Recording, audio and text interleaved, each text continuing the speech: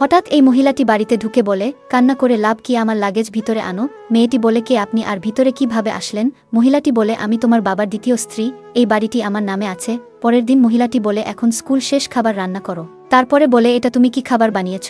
সে বলে, আমার বাবা আমাকে কোনোদিন খাবার বানাতে দেয়নি, এটা আমি জানি না। মহিলাটি বলে, আজকের পর থেকে সব কিছু শিখে নাও। মেয়েটি রেগে চলে যেতে মহিলাটি বলে, আরে কোথায় যাচ্ছ, মেঝে পরিষ্কার করো। পরের দিন মেয়েটি স্কুলে যাওয়া বাদ দিয়ে বাহিরে ঘুরলে মহিলাটি বলে, তুমি এভাবে ঘুরতেছ, মানুষ কি বলবে? মেয়েটি বলে, তোমাকে নিয়ে যে মানুষ বাজে কথা বলে এটা কি জানো? সবাই তোমাকে নর্তকী মনে করে। মহিলাটি রেগে তাকে থাপ্পড় মেরে দেয়। তারপরে থেকে মেয়েটিকে তার মা আর কাজ করতে দেয় না। তার কিছুদিন পরে মেয়েটি কলেজে পড়াশোনার করার জন্য অন্য জায়গায় যেতে তার মা তাকে কম টাকা দেওয়ায় সে বলে, আমার বাবার তো আরও টাকা আছে, এত কম কেন?